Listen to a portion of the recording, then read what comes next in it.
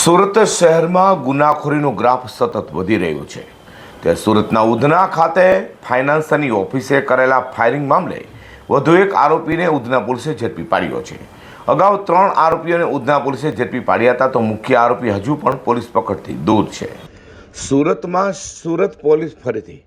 સુરતમાં police patrolling અને night combing તો કરી રહી છે, પરંતુ જાણે ગુનેગારો પોલીસને સીધી જ ચેલેન્જ આપી રહ્યા હોય તેમ લાગી રહ્યું છે, કારણ કે સુરતના ગુનાખોરીનો ગ્રાફ રોજે રોજ ઊંચે જઈ રહ્યો છે। તે સુરતના ઉધના ફાઇનાન્સર ઓફિસ પર ફાયરિંગ મામલે ઉધના પોલીસે વધુ એક આરોપી એવા કાલિયાની ધરપકડ કરી છે।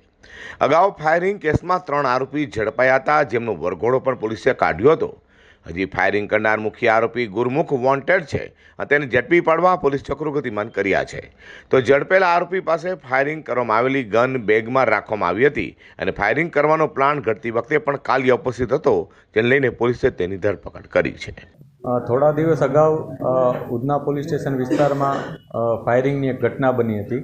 આ ઘટનામાં શરૂઆતમાં પોલીસે 3 આરોપીઓની ધરપકડ કરી હતી।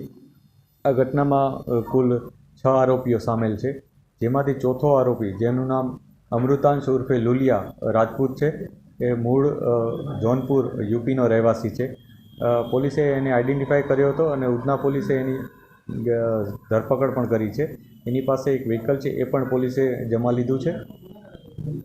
આ આરોપી છે, એનો જે ગુનાહિત ઇતિહાસ છે એ પણ અમે અત્યારે તપાસી રહ્યા છીએ અને એનો જે આ ઘટનામાં રોલ છે એ પણ અમે તપાસી રહ્યા છીએ। આ ઉપરાંત અન્ય 2 જે આરોપીઓ છે એનો પણ અમે શોધખોળ કરી રહ્યા છીએ અને જલ્દીમાં જલ્દી પકડાઈ જાય એ પ્રકારના પોલીસનું પ્લાનિંગ છે।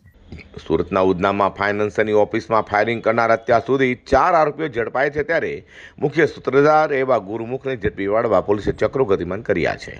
Bureau report G24 news.